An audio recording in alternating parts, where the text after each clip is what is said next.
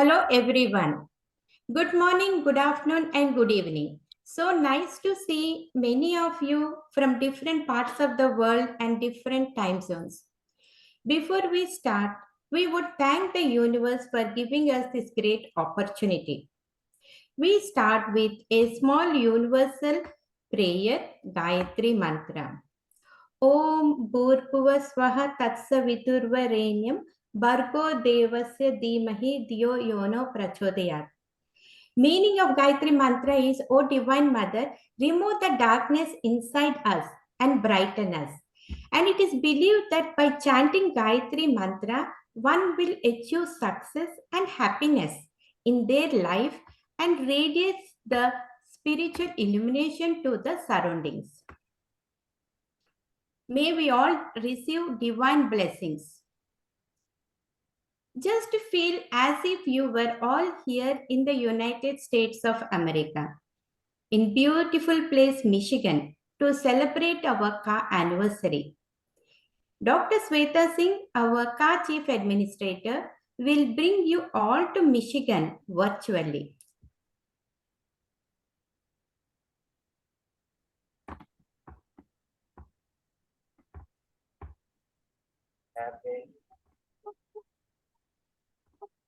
Every life we have some trouble.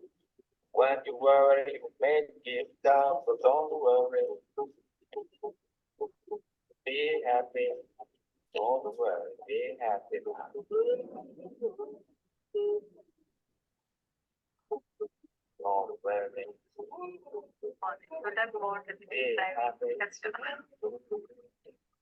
Don't worry. Be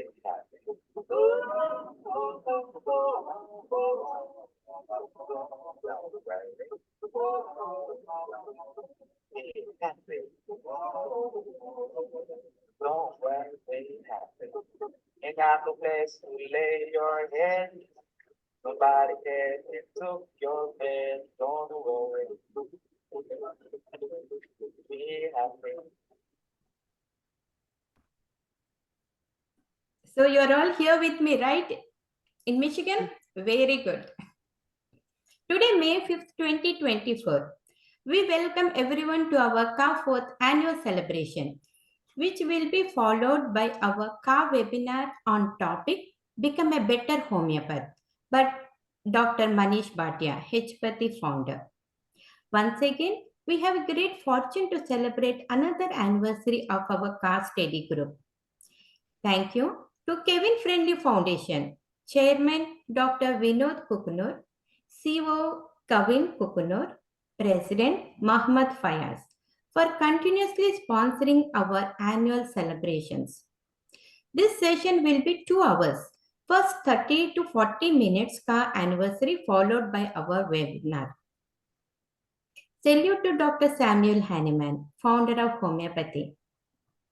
And my tributes to my dearest friend late Debbie Bragg and late David Warkington, founder of Mac Repertory and Reference Works, who told me, Kavita, and this is at New York conference in 2008, to remember him at my accomplishments.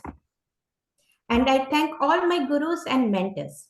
I would like to take the privilege to say a few words about our KHA journey and achievements in the last 4 years. KHA Homeopathy Study Group Pro Bono is a unique platform which cultivates a global homeopathic community. KHA's mission and vision are very unique to inspire young homeopaths, mentor, provide excellency for educational purposes using holistic approaches via webinars, which provides hundreds to thousands of participants a learning opportunity to know the value of homeopathy. We have now over 200 webinars, 450 plus blogs, and over 410 recordings on professional, inspirational, spiritual, health, wellness, family, and friends. KHA's mission is to integrate world-renowned homeopaths and homeopathic organizations across the globe. In January 2022, we published A Dose of Spirituality, which is a compilation of 30 to 40 of our KHA Homeopathy Study Group doctors, and their inspirational messages at our KHA Webinar with honorable speakers, American Institute of Homeopathy, AIH President Dr. Alex Baker, and Council for Homeopathic Certification, CHC President Dr. Sheetal Tiwari. I sincerely thank the entire KHA Homeopathy Study Group team for the continuous support, hard work, dedication, and cooperation, without which we would not have made all this success. And I wish to thank my family and all my dear friends for their support, love, and appreciation. KHA Study Group has always recognized the talents, intelligence, and knowledge of its volunteers and gave them opportunities to showcase their talents to the world. KHA awards are given to our KHA volunteers, KHA speakers, and affiliated organizations. So today we are going with first award, KHA Humanitarian Award.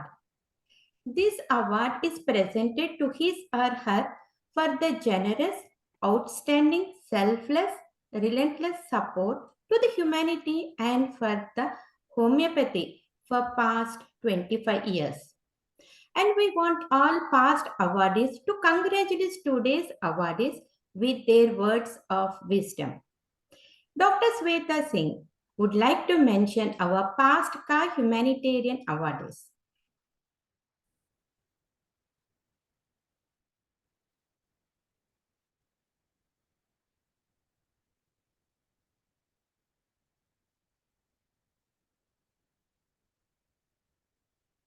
Dr. Sweta?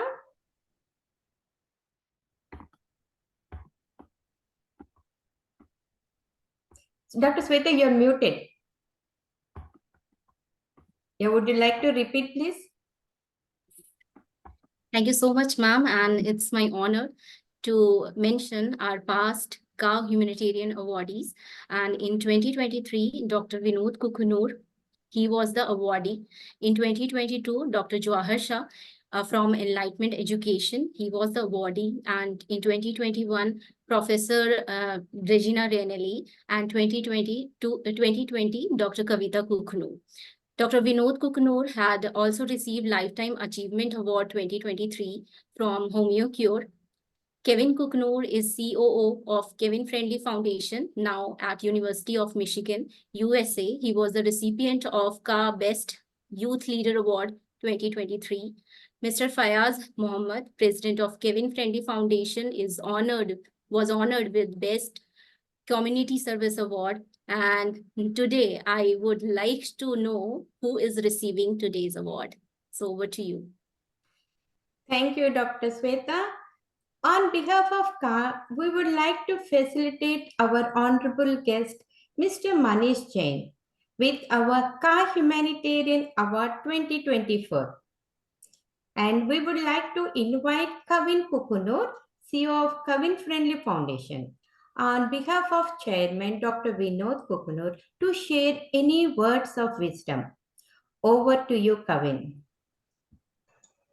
Hi, my name is Kevin Kukunor, the COO of Kevin Friendly Foundation, and I would just like to say thank you so much to Kavita Holistic Approach Study Group for giving me this opportunity to speak on behalf of my dad, Dr. Vinod Kukunor. Kavita Holistic Approach has helped Kevin Friendly Foundation in so many ways. We were nominated as the best community service last year, and so Dr. Vinod Kukunor, Fayaz Anna, my brother Sai Kukunor, and I have been working really hard to continue serving the community within India, and all of the support from Kavita Holistic Approach has helped us in our endeavors. For this annual celebration, Dr. Vinod Kukunor, the chairman of Kevin Friendly Foundation, donated 15,000 rupees to the study group as a token of appreciation. And so Kavita Holistic Approach will be awarding each of its awardees 3,000 rupee Amazon gift card vouchers. And so I would like to now introduce Mr. Manish Jain and talk about the wonderful things he's done for the homeopathic community. So Mr. Manish Jain is the third generation of the Dr. P. N. Jain, and he took the baton of the leadership that that B. Jain Publishers left as the company's director in April 2000. The foundation of B. Jain Publishers was laid in 1965 by late Dr. P.N. Jain with the vision to make homeopathy a household name. The company started as a quality homeopathic book publisher with the motto of writing books at a reasonable price. But with a burning desire to continue the legacy of B. Jain Publishers and a commitment to make homeopathic education affordable, accessible, and easy for all, Mr. Manish Jain has nurtured B. Jain Publishers and made it a synonym of the global homeopathic community. With decades of experience in publishing, B. Jain can thoroughly understand as well as anticipate the needs of readers and continuously challenge themselves to provide premium quality products and services. B. Jain has set a benchmark in the homeopathic manufacturing. So continuing the legacy, the Homeopathic Heritage is the oldest running and largest circulated international journal in homeopathy. And under the leadership of Mr. Manish Jain, a new milestone was achieved in January 2013 when the Homeopathic Heritage became a peer-reviewed journal, another feather in the cap. Today, B. Jain has become a one-stop shop for homeopathy where one can get everything from books, journals, magazines, globules, and homeopathic medicines, kits, and even homeopathic software. With the vision to provide authentic homeopathic content, Mr. Manish Jain came up with the idea of a global homeopathy portal, which gave birth to Homeopathy 360, a scholarly online publication of the latest news, views, career opportunities, research updates, articles, CME, and webinars. B. Jain envisioned the presentation of information in an organized and structured pattern for digital India. Today, Homeopathy 360 has more than 200,000 monthly visitors. It is a progressive and aggressive step for blended learning and presents an ocean of opportunities to young budding homeopaths around the globe. Driven by Mr. Manish Jain, B. Jain Publishers has grown to be an international brand in the field of homeopathy. It is Mr. Manish Jain's passion for excellence as well as customer-oriented mentality that allows him to succeed so well in this field. So thank you so much for all of your service and congratulations on the award. I'll be handing it back to my mom for the rest of the celebration. Thank you so much, Kevin, for the beautiful introduction about Mr. Manish Jain. And we appreciate your precious time. Though you're busy, you could make it some time for us. Thank you. And we were so fortunate to do 10 days of KHA Webinar series in collaboration with Homeopathy 360 in the past. That was awesome. Also, myself and some of our KHA team were honored as editors, and we got opportunity to submit several articles to the prestigious magazine Homeopathic Heritage. Mr. Manish Jain is a great entrepreneur, supporter of homeopathy. He's kind, generous, and down to earth.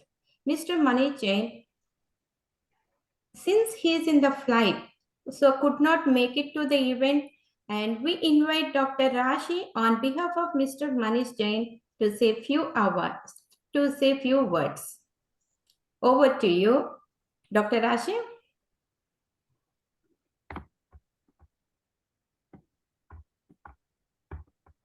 Oh, Dr. Rashi, can you unmute, please? We cannot.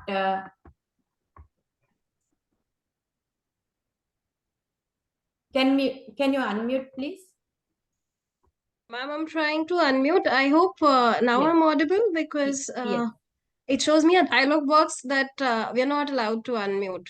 Yeah, I don't know. we can hear you, please. All right, thank you, ma'am.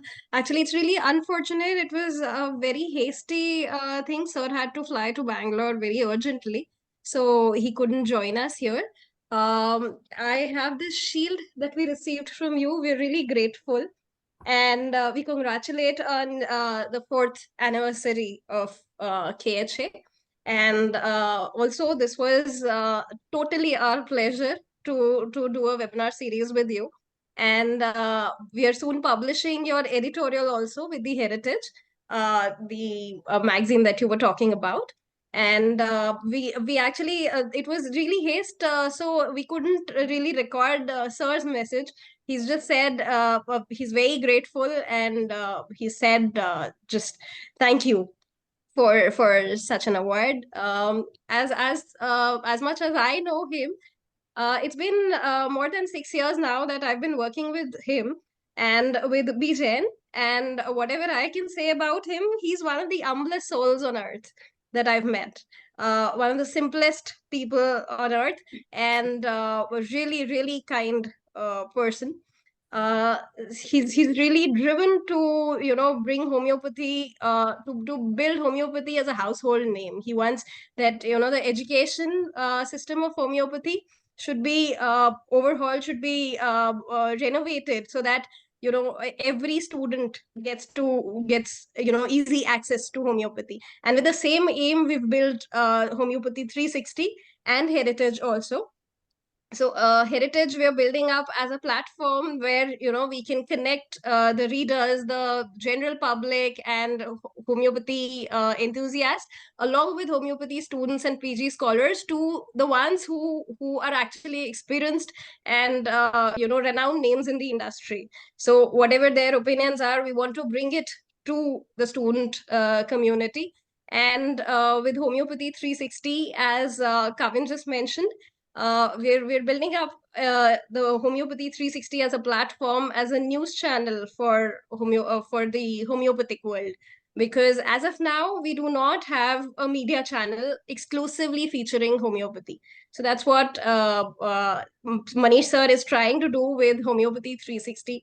I have seen him work day in day out very hard to build up homeopathy 360. He brings in ideas and new innovations to the platform.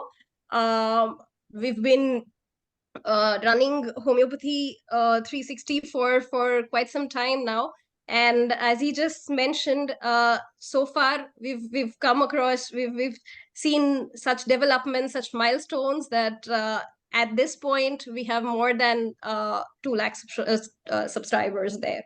So that's quite an achievement, and that's all I can say about Manish sir. And that's it. So the message that I can convey is that he's really, really grateful to KHA.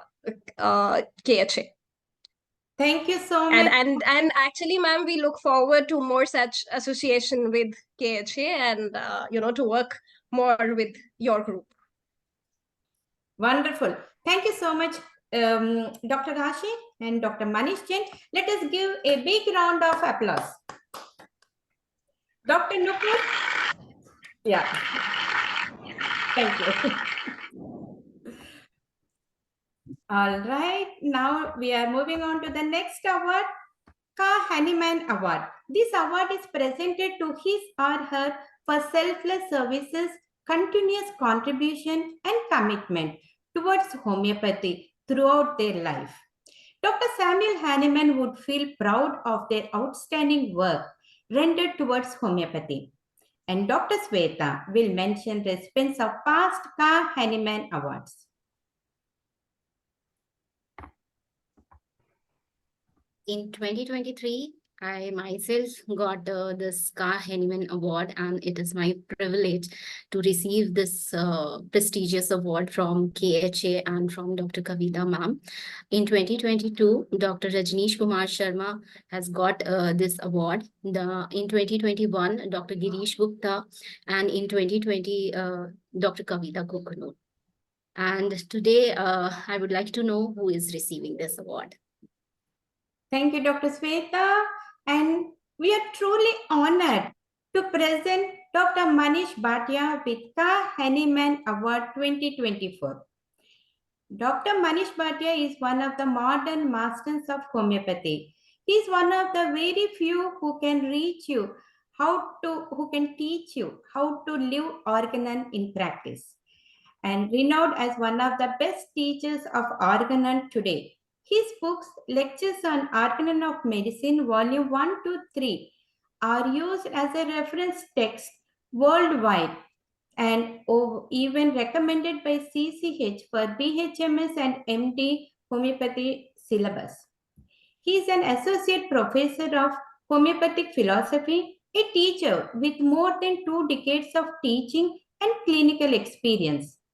Dr. Manish is a very successful clinician and a master orator. He had received many prestigious awards, to name few. Raja Pajwan Dev Award for Excellence in the Field of Medicine from Maharaja Savai Man Singh to Museum Trust, foremost award in the field of medicine in Rajasthan.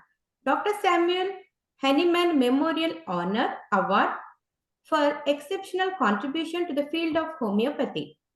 Dr. APJ Abdul Kalam State Level Teachers Award 2016. Best Author Award 2020 from Dr. Mahendra Singh Memorial Trust. He is the founder of HPathy. We love hpathy.com. Very useful, no words to say how much we love. With lot of information, and we also got opportunity to post many of articles on HPathy. Dr. Manish Bhatia is a great leader, best mentor, master of organon, passionate, and a dedicated homeopath. And he was also our car speaker in the past and also today's honorable speaker. We invite our car advisor, Dr. Rajneesh Kumar Sharma, to say any words of wisdom. Over to you, Dr. Rajneesh.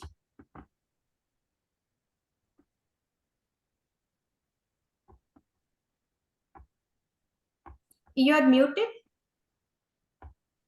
Dr. Sweta, can you please check? Yes. Hello. Thank you. It is a matter of great pleasure, matter of great pleasure and admiration that we welcome our esteemed guest, Dr. Manish Bhatia, my very good friend, to the 4th anniversary celebration of KHA. Dr. Bhatia's dedication to excellence in healthcare and his contribution to medical community are truly commendable. We are honored to have him with us tonight to share his insights and expertise. Welcome, Dr. Manish Bhatia, and thank you for gracing us with your presence. I'm honored to award you with this one. Thank you. Thank you so much, Dr. Rajneesh. And thank you so much for your expertise, Dr. Manish. Once again, your dedication, hard work, outstanding services towards homeopathy and our homeopathy study group. And for today's KHA Webinar speaker, we announce Amazon gift card of 3,000 rupees as a token of gratitude. Thank you to Kevin Friendly Foundation for the sponsorship. And let us give a big round of applause. Thank you. Great.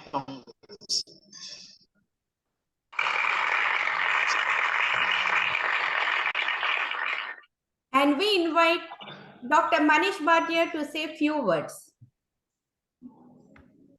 Thank you, Dr. Kavita, and the whole KHA study group. And thank you, Dr. Rajneesh, for bestowing me with this honor, this beautiful award that you have sent me already. And I'm really blessed to have received this from your organization, and very, very grateful for considering me worthy of this award, considering the kind of people who have already received, great people. And it is my desire to serve homeopathy that has brought me in contact with all of you. I know many of you who are there on the screen, and it has been pleasure working with many of you. The whole idea that I've been working since last 20 years is to make homeopathy more accessible to people. Because when I graduated from homeopathy college and I started practicing, there were very few homeopathy websites around. And I'm a graduate in computer science also. So when I started practicing, I realized that there was very little information about homeopathy online.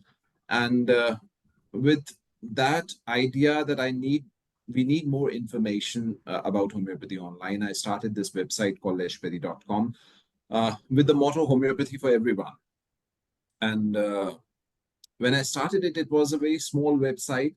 It was a personal website, but I soon realized that it was not possible for me to bring all the content online just by myself. And I realized that I need to make it an open source portal because being a software engineer, I knew that open source communities like Linux and ODP used to thrive a lot. So I thought, why not bring that technology of for the community, by the community, into homeopathy? So I made this portal open source, brought in team of volunteer editors, which is still with me. It has been more than 20 years now, and we are still working together. And so we created this portal, Homeopathy for Everyone, hpathy.com. Then in 2004, we created the first electronic journal of homeopathy called Homeopathy for Everyone again. And it has been nearly 20 years now, and we have been publishing a journal every month without fail. And in fact, it's one of the biggest publication in homeopathy because the volume of content that we publish, it's just not humanly possible to publish it on paper. Because being a digital publication, we can publish a very large volume of content in each issue. So the good thing has been that this project has received the blessings of every homeopath in this world. I have had the fortunate to work with Professor George Vitulkas, Dr. Rajan Sankran, Jeremy Shea, Jon Scholten. You name any homeopath, even Dr. Rajneesh has submitted so many articles to our website. And so this has been not just a personal endeavor to take homeopathy to masses, it has been a very fulfilling and learning experience for myself also. So that has been one part of my journey. And the second part of my journey was that I came into homeopathy despite being a software engineer. I came into homeopathy because I accidentally read Organon of Medicine, and I fell in love with homeopathy. I fell in love with Organon. And that is what brought me to homeopathy. So since I was in love with Organon, the moment I graduated from homeopathy college, I started teaching Organon in another college. And again, it has been nearly 23 years now that I've been teaching Organon. And then I wrote, at some point of time, I wrote my books, Lectures on Organon of Medicine. And at that time, when I was writing, I had no idea that this work of mine would be so well received that somebody like Professor George Vitulkas would call it the best Organon book that he has ever read. So it was like something totally unexpected, and that it got such a huge reception. It got translated in many languages. It automatically got approved by Central Council of Homeopathy for BHNS and MD courses. So that was also totally unexpected, but I'm grateful to the God for giving such a huge response to this book. And then I love practicing homeopathy. I'm a clinician from the core of my heart. I feel that you cannot be a good teacher of homeopathy if you are not a good clinician. Because the conviction to teach homeopathy only comes if you have seen the results yourself. If you can treat, if you can cure, if you can follow the principles, only then you can teach well. And that has been my motto also, that when I teach with the help of cases. I show them what it means to cure, what it means to palliate, what it means to suppress, what happens when two similar diseases meet in the body, what happens when two dissimilar diseases meet in the body. So anything that you take any organ and you can teach it with cases. And once you realize that organon can be taught with cases, then there is no looking back. You know that this is a scientific text, this is a medical text that needs a lot of love. Unfortunately, most homeopaths don't read it, and that's a grudge that I have with homeopathic community. That there is a saying that if you want to be a pandit, you cannot become a pandit by reading the summaries of Gita or whatever, Gita, Ramayan. If you read summaries, you cannot call yourself a pandit. Now, pandit doesn't mean a religious teacher. Pandit means somebody who has a lot of knowledge. So technically, every doctor is a pandit. A pandit means somebody who has a lot of gyan, who has got a lot of knowledge of homeopathy. But unfortunately, the homeopaths today are officially becoming pandits, but they are all reading past books of Organon, question answer series of Organon of Medicine, and that's a problem. That is one of the major reasons for the failure of the young generation, that they are not able to practice. So yeah, this has been my journey. Thank you for acknowledging this journey. Thank you for giving me an award, and thank you for your support in this journey all this while. So I again thank you from the bottom of my heart, Dr. Kavita, to you, to everyone in the KHA study group for bestowing me with this honor. I'm really grateful. Thank you. Thank you so much, Dr. Manish Bhatia. And when you said from software you moved to medical field, that is very, very interesting. Let me tell you my experience. Like I took as a challenge and worked in software for 10 years without losing my identity as a homeopathic doctor here in US. And that brought the book Beyond the Limits, a challenge to prove oneself. And after 10 years break, I again took as a challenge and worked 1 year again in software, and as I took the project, that is another challenge which brought the book A Dose of Spirituality. So as you said, being a homeopath is a proud thing to have, and whatever we are doing for homeopathy is really great. Thank you so much, Dr. Manish Bhatia. And let us welcome we have internal KHA Awards. 4 internal KHA Awards like KHA Best Mentor, KHA Outstanding Performance, KHA Best Performance, and KHA Best Volunteer Awards. These awards are given to volunteers who are very passionate, provide selfless service to our study group, and they are very helpful, have lots of positive energy, inspire others, show team spirit, and they help with social media posts, monitoring, and helps with moderating webinars, coordinates with the team, and many activities. Participate in case solving, and they are very prompt at finishing the tasks. So let us go with KHA Outstanding Performance Award. This award is presented to his or her for being passionate, compassionate, determined, and soft-hearted person with boundless energy. Dr. Sweta, would you like to mention past recipients of Outstanding Performance awardees, please? Sure, ma'am. Recipients of past KHA Outstanding Performance Awards were Dr. Nupusha in 2023, Dr. Shweta Verma in 2022, and myself, Dr. Shweta Singh in 2021. And now I would like to know who would be receiving this award this year. We are very excited to honor Dr. Mamata Kumar with KHA Outstanding Performance Award 2024. Dr. Mamata Kumar, PHMS, is a popular homeopathy doctor practicing in Bangalore since 2005. She is a member faculty academics of Bangalore MLDH MI group since 10 years. Worked 4 years for Rural Health Service of MLDH MI HI Trust. Dr. Mamata secured second place in poster presentation in 4th Cancer World Conference at Cochin. Contributed articles in National Journal of Homeopathy NJH.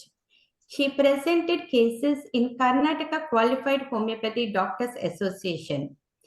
And we would like to invite any words of wisdom from Dr. Nupur Shah. Thank you, ma'am. Thank you for the opportunity. And very, very congratulations to Dr. Mamta, ma'am, as she is very hardworking. She inspired that nothing is impossible. She is working very hard day and night to compile the things at one place. And she has become a role model, kind of role model that she is doing literally very, she is helping in me also to this in achieving my dreams also. Many congratulations to ma'am. Thank you so much, Dr. Nupur.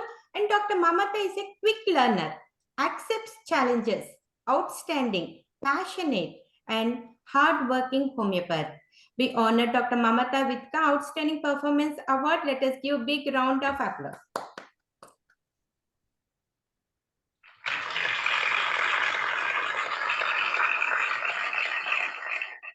We also announce Amazon gift card of 3,000 rupees as a token of gratitude. Thank you to Kevin Friendly Foundation for the sponsorship. And we invite Dr. Mamata to say a few words.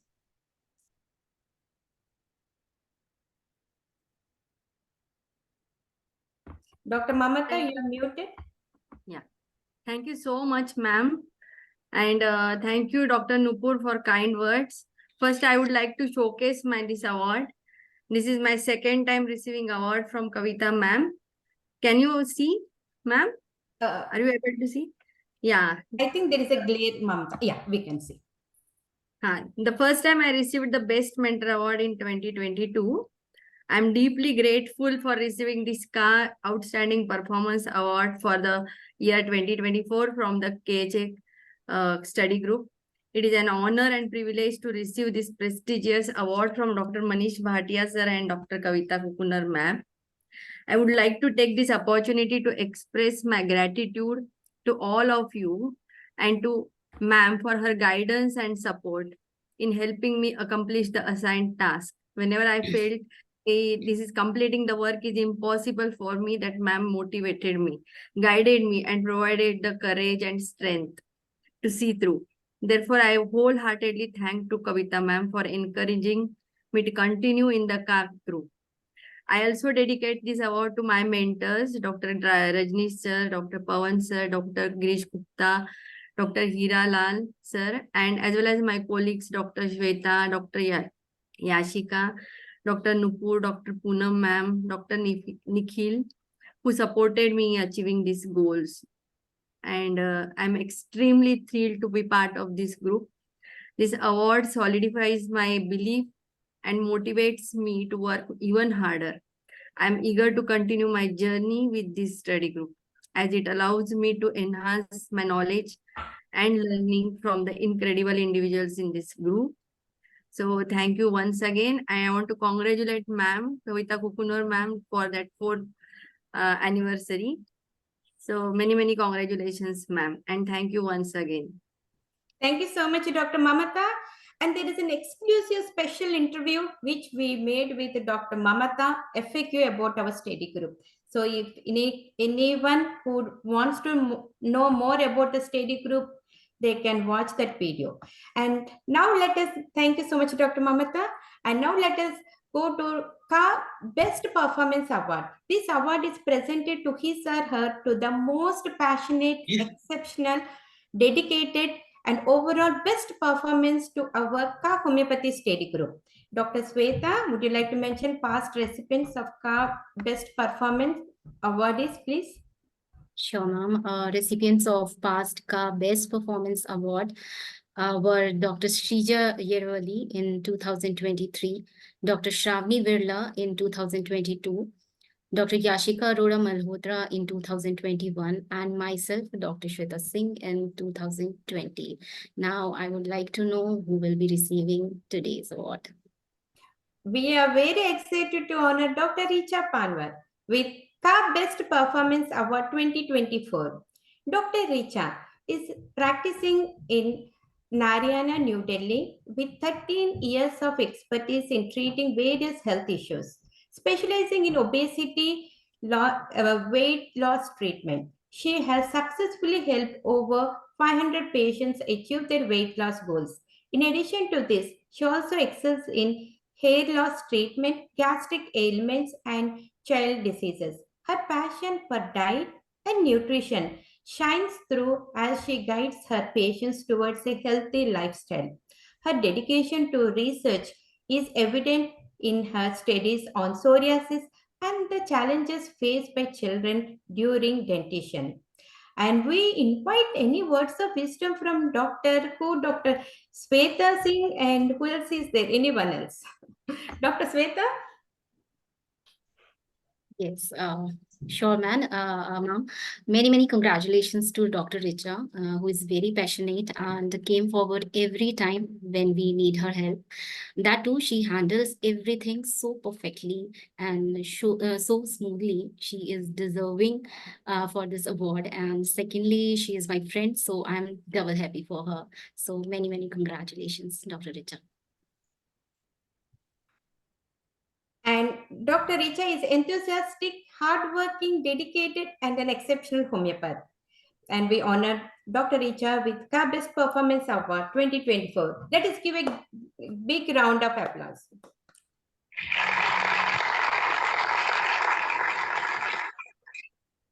And we also announce Amazon gift card of 3,000 rupees as a token of gratitude from Kevin Friendly Foundation. And we invite Dr. Richa to say a few words. Over to you, Dr. Richa.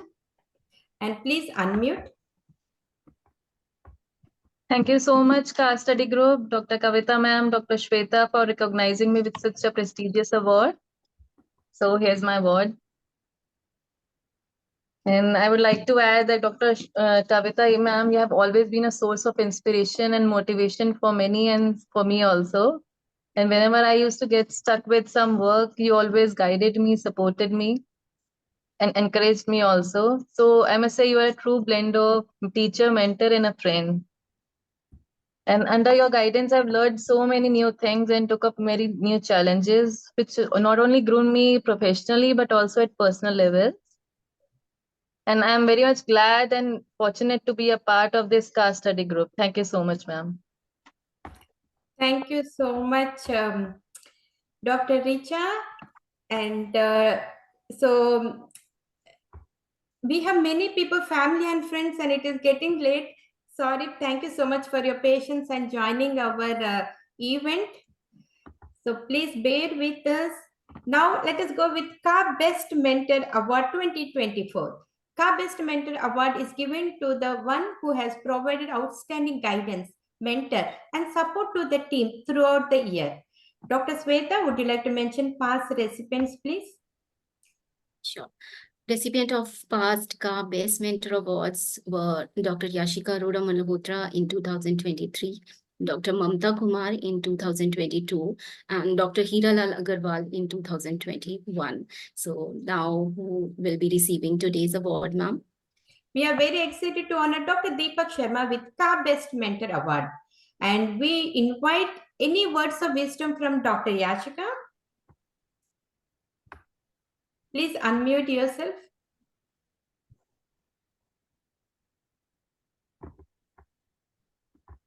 Is she there, Dr. Sweta? Dr. Yashika is not available, ma'am. She is not. Okay. And right, is Dr. Deepak, he's there? Okay. No, Dr. Deepak, can you please check once?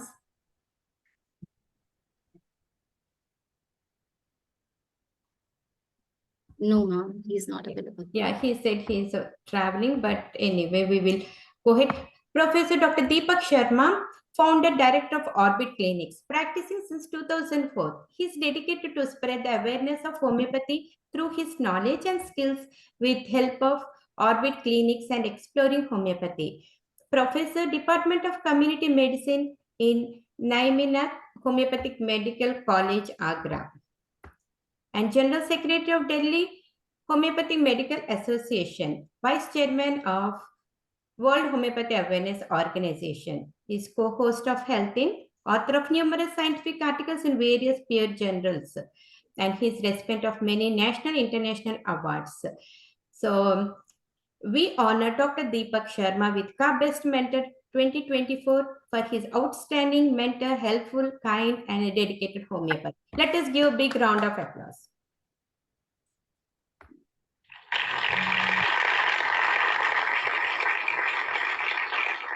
And we announce Amazon gift card of 3,000 rupees as a token of gratitude from Kevin Friendly Foundation.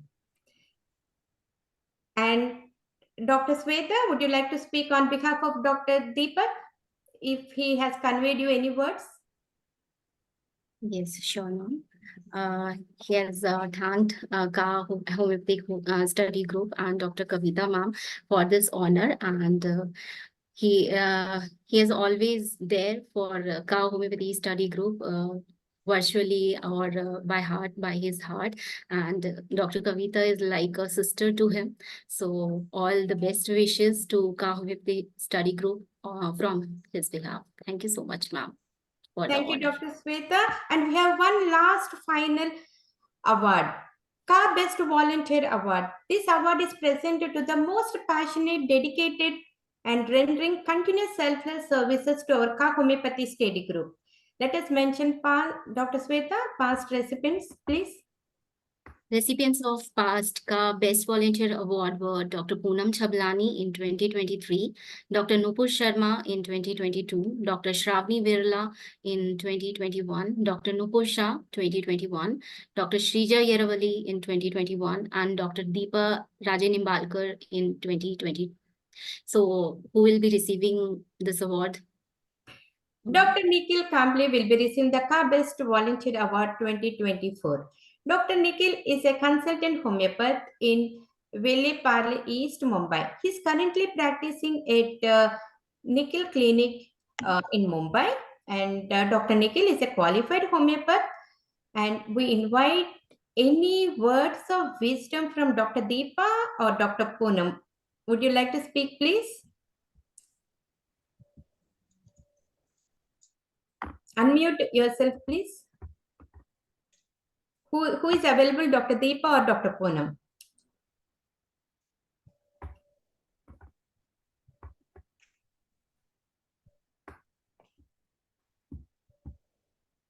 Both are available, ma'am. Yeah, please. I think Dr. Poonam, would you like to unmute, please? Okay, let me. Yeah. Can you do? Yes, ma'am. Yes, ma'am. Can you hear me? Can you hear me? Yes. Yes, Yes, ma'am. please. Thank you, ma'am, Dr. Kavita ma'am, for giving me this opportunity. First of all, I would like to thank and congratulate Dr. Kavita and everyone on the 4th anniversary of KHA Study Group. I would like to congratulate Dr. Nikhil Kamble for receiving KHA Best Volunteer Award 2024. Sir, you inspire others to work hard and achieve their goals. You have always given selfless service to KHA Study Group. You have always unconditionally volunteered and never said no to anything, even at odd times. I wish you all the best for coming future with many more awards. We are proud of you and your hard work and perseverance have paid off. Congrats on your well-deserved award. Congratulations, sir, and congratulations, Dr. Kavita and the whole KHA group on the 4th anniversary. Thank you, ma'am. Thank you so much. Thank you so much, Our Honor. Dr. Nikhil is hard, diligent, committed to homeopathy, and always helpful. Dr. Sweta, would you like to? I think since he is traveling, he sent 20 seconds video. Do you mind playing that by any chance, please? I'm sharing now. He wanted to show the beautiful beach behind his background. Hello, doctors, friends, and my colleagues. I'm Dr. Nikhil, and I'm speaking from this beautiful coastline and the western part of India, Maharashtra. Malwan, I'm grateful for this serene and calm sea, and also grateful to KHA for this wonderful opportunity. Thank you. Thank you very much. Thank you so much. And let us give a big round of applause. And we announce Amazon gift card of 3,000 rupees as a token of gratitude. Thank you to Kevin Friendly Foundation for the sponsorship. And we got it. So now the thing is like participation certificates for the new KHA Volunteers 2024. Dr. Shravana Petla. So Dr. Shravana is so prompt and she has provided her selfless services. She joined this year. And thank you so much, Dr. Shravana. We congratulate you. And would you like to, Dr. Sweta, would you like to share the certificate? And Dr. Shravana, can you please unmute yourself?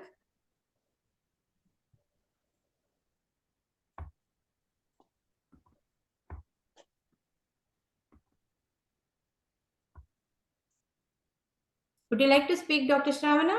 Are you there? Yeah, I'm. Yeah, first of all, myself, I'm Dr. Stravana, and I would like to thank Dr. Kavita ma'am for making me part of this KHA study group. And I really admire ma'am, and I wonder how she manages everything. Also, I would like to congratulate ma'am for the 4th anniversary. And you are my guide, mentor, and always you give your valuable suggestions, and you always guide me And wherever I need help, you will be giving me your inputs. I'm very grateful for that. You're my inspiration and you're my coach, ma'am. Thank you so much. Thank you, ma'am. Thank you, everyone. Thank you so much, Dr. Sravana, for the wonderful words. I know you are at your daughter's the dance program, but you made it. Thank you. Yeah. And we have another new buddy, Niharika Sapna, our car volunteer, and she's very enthusiastic. She's third year student and she's providing her selfless services to our study group.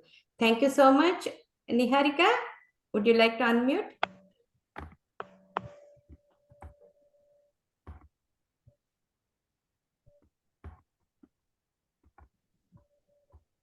Are you there?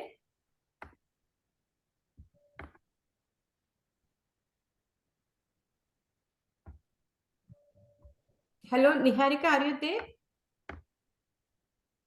Yes, ma'am. Now I'm unmuted, I think. Okay.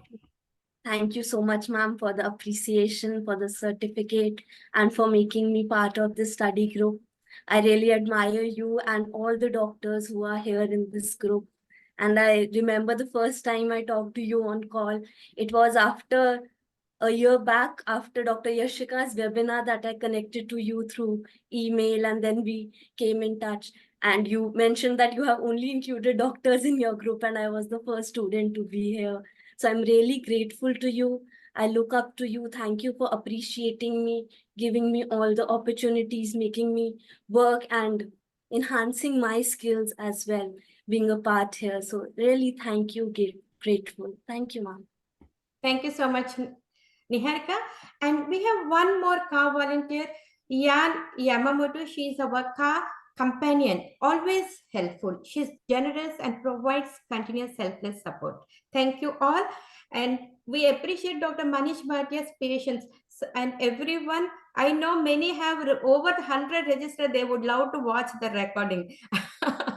So that is the thing, and it is getting late, but with your patience, you are there. Now we will open 2 minutes for family, friends, and any car participants. Just 2 minutes, then we can start the webinar. I appreciate everyone's time. And my family, my brother-in-law, my brother-in-law Ashok Kumar has joined, and my dearest friend Parvati, and many more have joined. But they could not make it to the whole thing. But please feel free to unmute and speak for a minute.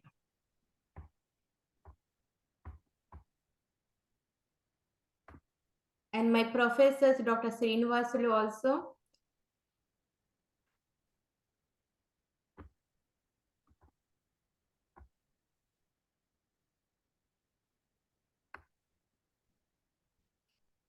Anyone? Or let us start the webinar. Okay.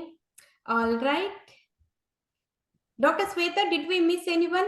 We always, like last year, we have congratulated 25 volunteers, and every year we congratulate in case if we missed anyone. We always thank them. Okay. So we are good, Dr. Sweta? Yes, ma'am. Okay. Let us go with the webinar. Once again, thank you all. Now we will start the webinar. So please proceed, Dr. Sweta. Thank you, Dr. Kavita, and hello everyone. Myself, Dr. Shweta Singh, KHA Chief Administrator, welcomes our respected speakers, Chairman and CEO Kavita Ma'am, KHA volunteers, and all the attendees to KHA webinar. I would like to take the opportunity to introduce KHA Homeopathy Study Group to all of you. KHA Homeopathy Study Group Pro Bono was organized and founded by Homeopath and humanitarian Kavita Kukunur, President and CEO of Kavita Holistic Approach, KHA. This study group is intended to be an offering from Kavita to the homeopaths around the globe. Sharing goodwill and solid clinical work within the classical model are foundational principles for the KHA.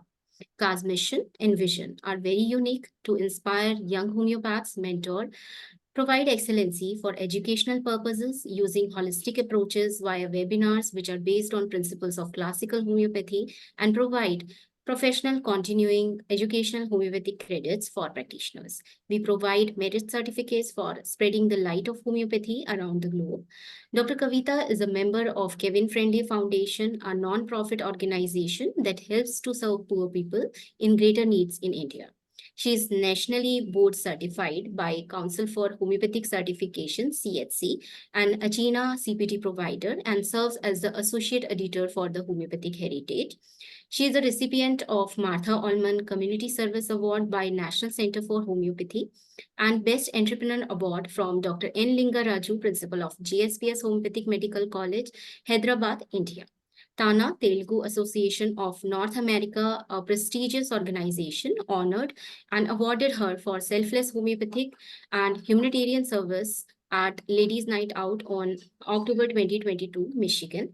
Also, Dr. Kavita received the prestigious Legendary Homeopath Award with joint hands of Honorable Health Minister Dr. Dhan Singh Rawat, Senior MLA Mr. Harbhajan Singh Cheema, ex-Director Homeopathy, Government of Uttarakhand, and Chairman of HomeoCure and Research Institute during National Homeopathic Seminar, Homeopathy, the Future Medicine at Kashipur on 21st August 2022. Dr. Deepak Sharma, Dr. Rajneesh Kumar Sharma, CA Advisor, and Dr. Shweta Singh, myself, CA Chief Administrator, CA team were also recognized and presented with Legendary Homeopath Award at the ceremony. We are proud to announce that Dr. Kavita was honored as the Woman of the Year 2023 from prestigious organization NATA, North American Telugu Association, USA. Dr. Kavita was also honored by renowned DTA, Detroit Telugu Association Executive Committee on Mother's Day at Michigan, USA with DTA Community Service Award 2023.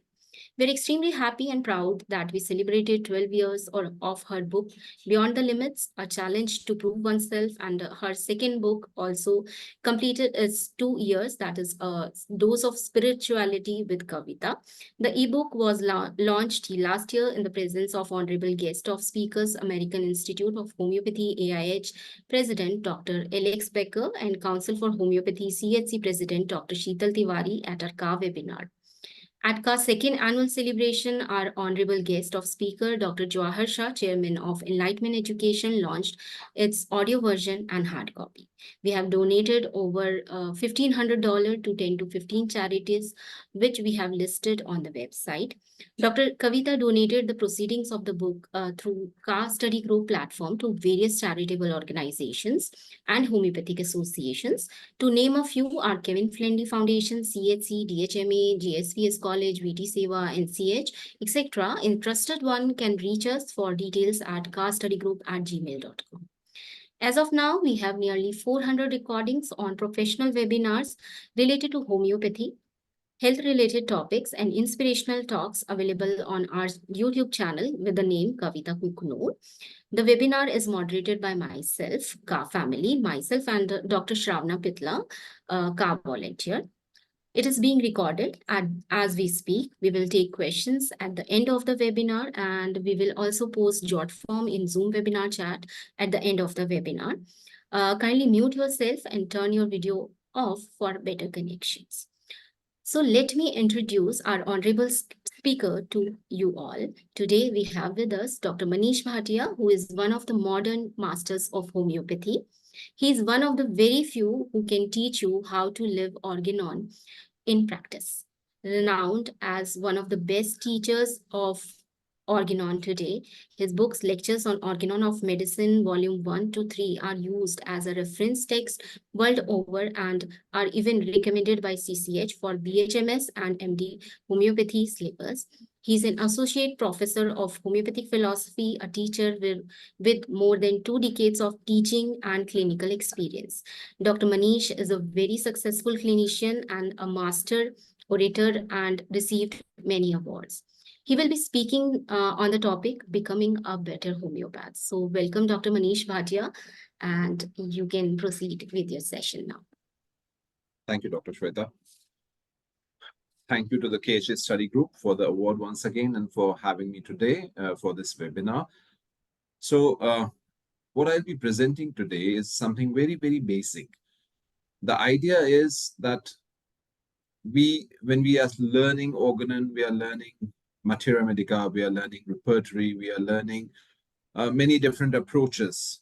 Someone is learning sensation method, someone is learning HHF method, someone is learning some other method. So there are different webinars, different seminars that show you different clinical approaches, that show you how to solve the cases. But there's something even before that. There is something even before that. How do you become a good homeopath? What are the qualities required to become a good homeopath? And what has Hahnemann written about them? And what does it practically mean to be a good homeopath? Please remember, there are two things. One is good homeopath and one is being successful homeopath. Not every good homeopath is a successful homeopath, and not every successful homeopath is a good homeopath. Because success has nothing to do with homeopathy per se. Clinical success comes with a lot of business acumen. Even allopaths are very, very clinically successful, financially successful. That doesn't make them morally right, because they do a lot of things that are not right. Similarly, you will find a lot of practitioners who use polypharmacy and complex homeopathy. They are flourishing. But are they good homeopaths? As a teacher of organ, I'm not sure. And I'll tell you my journey also, why I'm not sure. So, as a teacher of organon, I often used to criticize people who used homeopathy with allopathy, multiple homeopathic remedies, that is polypharmacy, and complex homeopathy. I was like Hahnemann, I used to hate the mongrel sect. But one day I realized, who am I to judge these people? Do I know whether the medicines they are giving actually work or not? I have never used polypharmacy. I have never used complexes. I have never used mother tinctures. I did not use biochemics. So how do I know that what they are doing is wrong? Just because the theory says that they are wrong? I said, no, this is my prejudice. I should shed the prejudice and I should investigate. So I started using mother tinctures. I started using polypharmacy. I started using complex homeopathy. I started using backflower remedies. I started using biochemic combinations. Everything I used for probably 2 years. And I realized that my results did not improve. In fact, they went down.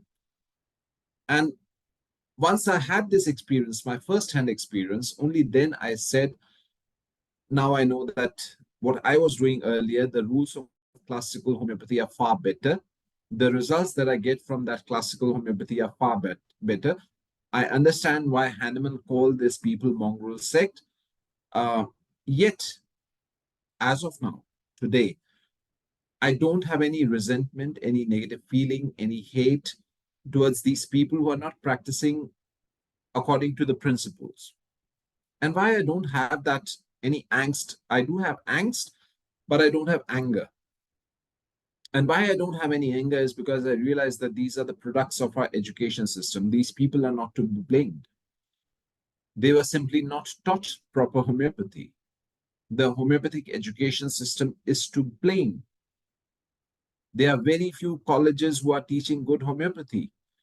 Most of the colleges that we have today, they have teachers who are not clinicians themselves. Somebody who is not a clinician himself or herself cannot teach you good classical homeopathy. Ultimately, you need to see a lot of cures for you to develop that confidence in homeopathy.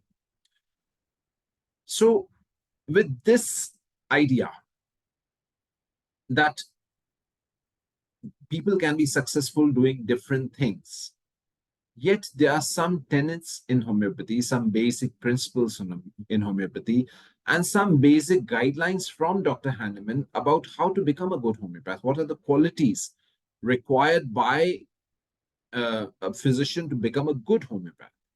So let's delve deeper into what Hahnemann has written. let me share a small presentation.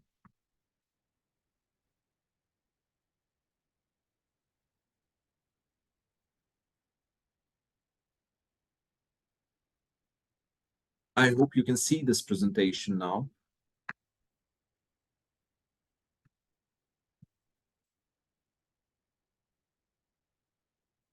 So if you look, I'll show you all the places where Hahnemann has mentioned qualities of becoming a good homeopath.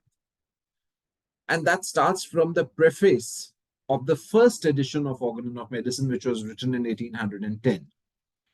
In that preface, he writes, "I must warn the reader that indolence, love of ease, and obstinacy preclude effective service at the altar of truth, and only freedom from prejudice and untiring zeal qualify for the most sacred of all human occupations, the practice of true medicine." So here, way back in 1810, writing the preface of the first edition of Organon, he writes two basic qualities that a homeopath must have. One, freedom from prejudice, and number two, untiring zeal. And he writes three qualities that a good homeopath should not have, and that is indolence, the love of ease, and obstinacy. What do you mean by that? What is indolence? Indolence means that you are not industrious enough, because treating a patient, finding the simillimum, that's a hard work. Indolence, people who have indolence, they have love of ease, that they want shortcuts, they want tips, they want quick hints. Sir, please tell me some good remedies to treat acne. Sir, which is the best medicine for curing autism? Sir, which remedy can I use for migraine? Which is the best, most effective? What are this? What is this? This is seeking shortcuts. This is seeking quick tips. And this is people who are not industrious enough, people who do not have the diligence to actually work in individualizing examination of each case. These are the people who look for shortcuts, the therapeutic hints. They don't understand that no medicine is therapeutically indicated, and every medicine is therapeutically indicated. When I say that I use these medicines for autism, people should realize that autism was not created in the proving of any of these medicines. If I name 10 medicines that I find commonly indicated, that they are my clinical experience. You do not need to deny that clinical experience, but at the same time, you can find your medicine amongst any of the 4,000 medicines that have been proven so far. So when you are giving quick tips, clinical hints, therapeutic indications, you are usually looking for, you are telling the person that you are indolent, that you cannot work hard to solve each case with proper individualization. And freedom from prejudice and untiring zeal. Freedom of prejudice, Hahnemann has written about freedom from prejudice again and again and again. I'll show you at how many places he has mentioned this thing. It was so vital for him. It was so vital for him that he has mentioned this in so many different aphorisms. But we'll come to it in the next slide.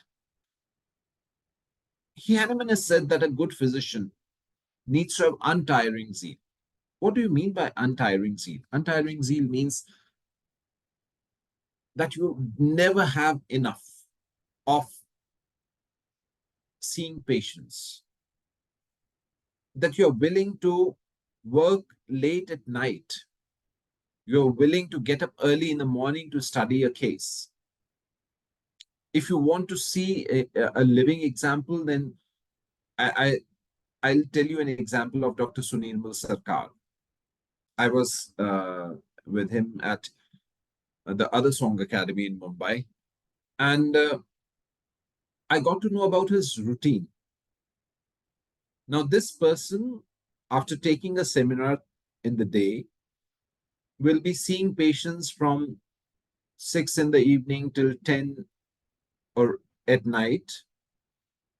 He'll go to his hotel, take his meal, shower, and then he'll study for 1 hour Materia Medica. He's a master of Materia Medica, and still he would study for an hour.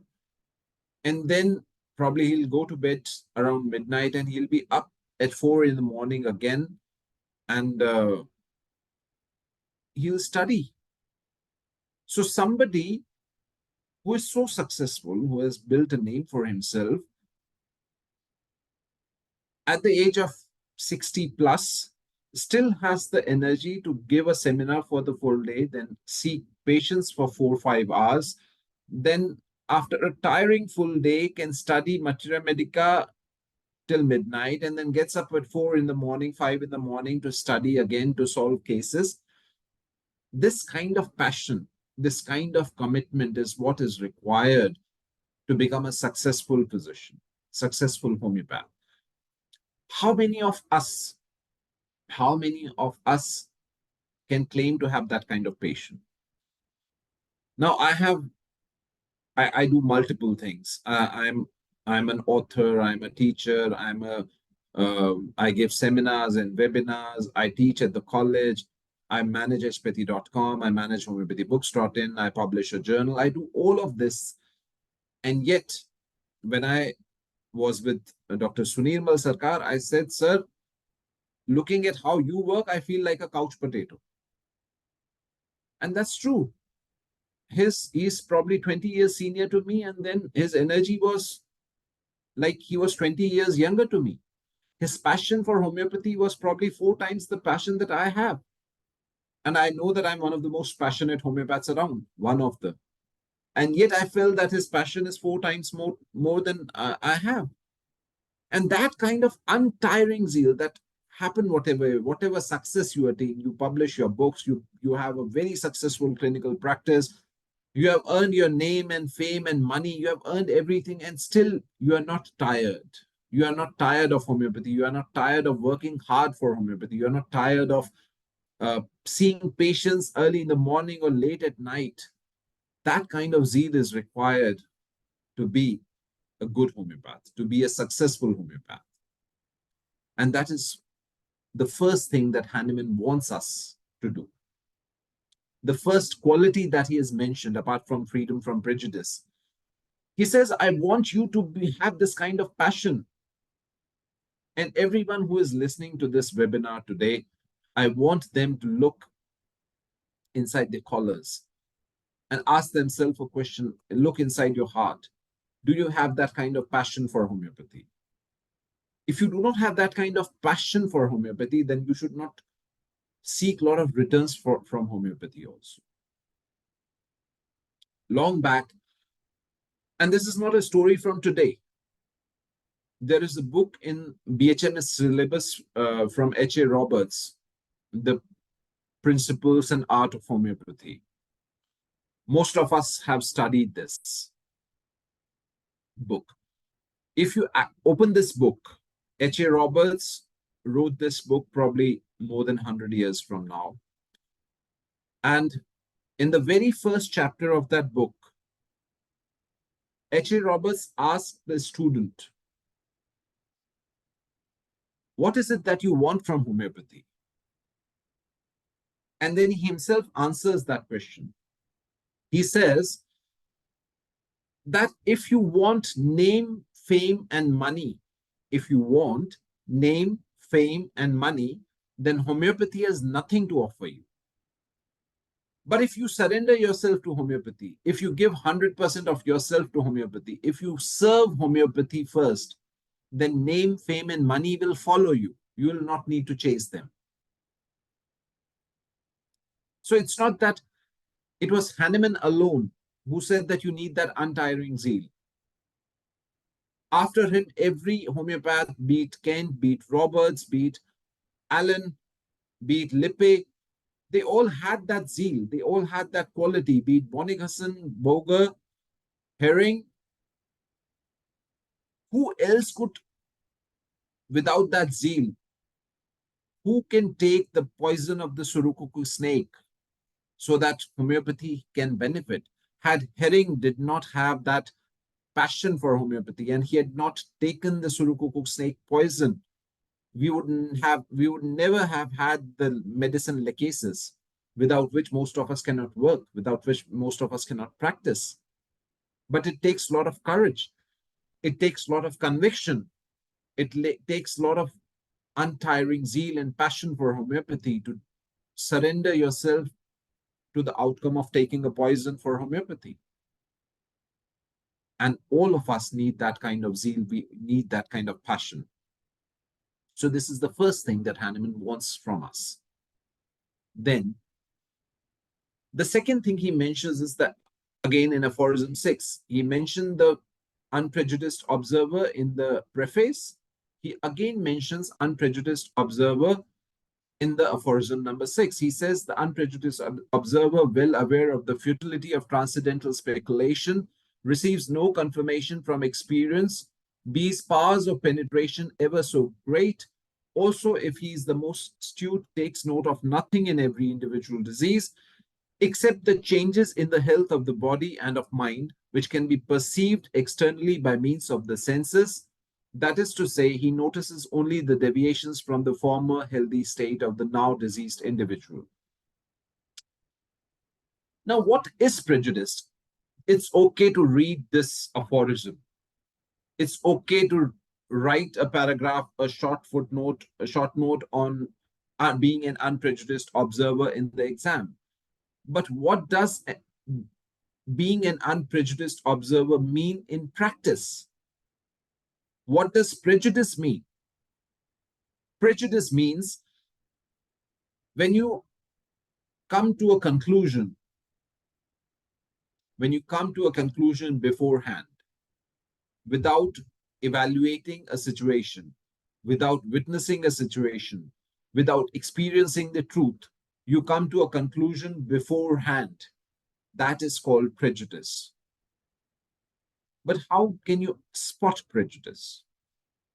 How can you spot prejudice? Tell me, do you have a favorite remedy for acne?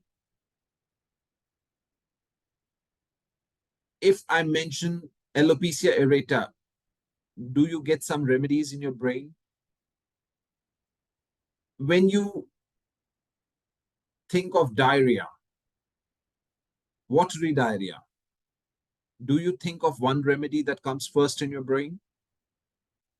When I say stout constitution, do you think of a remedy? Can you think of bronchitis?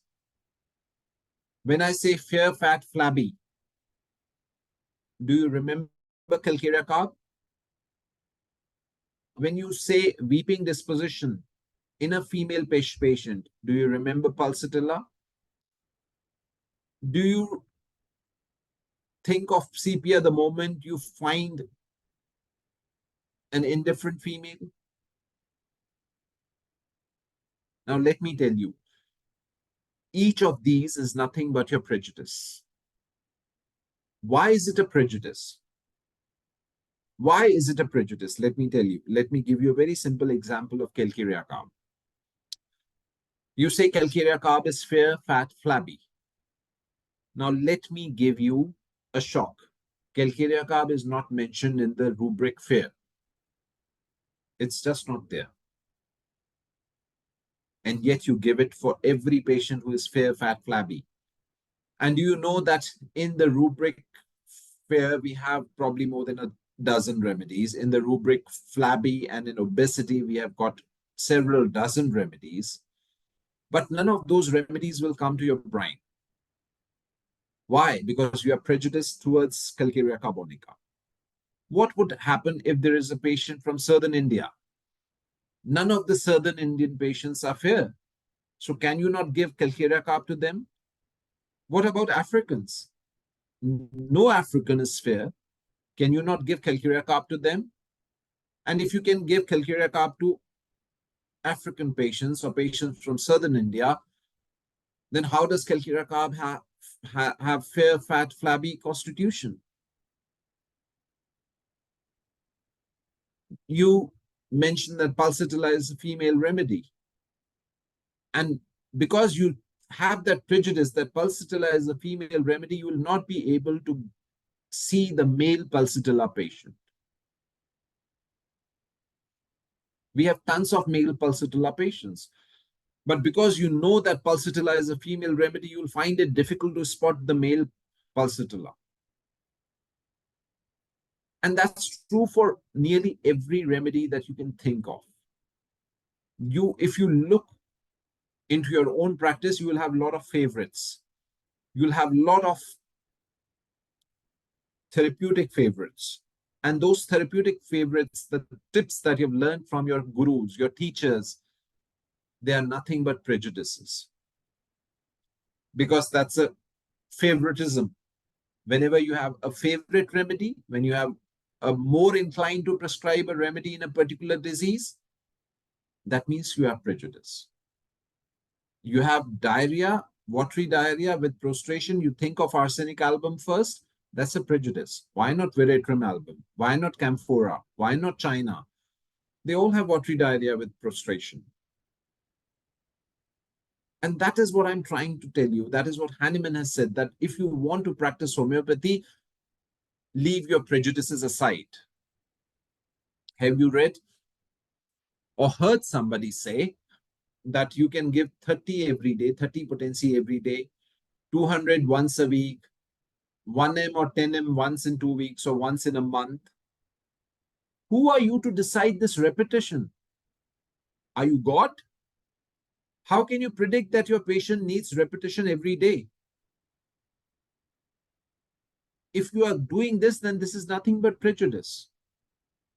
Because the repetition depends upon the patient's reaction, not upon your preconceived ideas, because that preconceived idea is nothing but prejudice. The idea is that you give the medicine a dose or divided dose and then give that patient instructions when to stop repeating, when not to take that remedy, when to stop taking that remedy. It is the patient's reaction that tells you when to give the same potency again during follow-up, or you need to up the potency, or you need to go down the potency. If you do not know this, if you do not understand this concept, then you have to understand that your concepts of posology are nothing but your prejudice. I often see my students saying, sir, I have given 30, I have given 200, now I need to give 1M. I said, why do you need to give 1M? Because this is what they have learned, that after 200 comes 1M, after 1M comes 10M. I said, who says that you need to go up? Even if you have given 200 to a patient today, the patient might require 30C again. You can very well repeat 30C after 200C. There is no restriction on that. In fact, if you have read literature properly, if you have read Hahnemann's cases, when Hahnemann was using centesimal potency, most of the time he was descending. He was not ascending. He started ascending with the water solutions. He started ascending with the 50 millisimal scale. But when he was using dry doses, he was descending most of the time. He would start with, say, 24C, and then he would go to 21C, and then he would go to 18C, then he would go to 15C, then he would go to 12C. And most of us do not know this, and we work according to our prejudices. We are not even willing to experiment because we are already preconditioned. And that's not the only thing that we are preconceived ideas about. You can repeat high potency in acute. In chronic cases, you start with low potency. These are just ideas. An idea which is followed blindly. I'm not saying that they are wrong ideas. I'm saying an idea that is followed blindly becomes a prejudice. So go back after this webinar, take a paper and pen and write down your own favorite remedies for each condition that you can think of. Write down your own prejudices regarding posology. how you choose the potency, how you repeat the potency, how you repeat the dose. Learn to individualize. Remember, homeopathy is all about individualization. And if whenever you are using these fundas, you are using these tips, you are using these hints from your masters, from your gurus, from your teachers, you are just strengthening your prejudices. And Hahnemann says that if you want to be a good physician, if you want to be a successful physician, you need to be an unprejudiced observer. Observe the patient without any preconceived ideas. Only then you can reach the right remedy.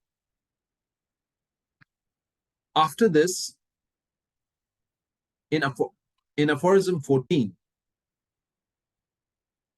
Hahnemann says, he reiterates that there is nothing in a body that is diseased and will not make itself known through signs and symptoms. Whatever might be the changes in the invisible interior of the body, they do reflect on the surface as perceptible signs and symptoms, but he adds a qualification here to an exactly observing physician. Now so Hahnemann has added one more quality to the physician, and that the physician should be exactly observing.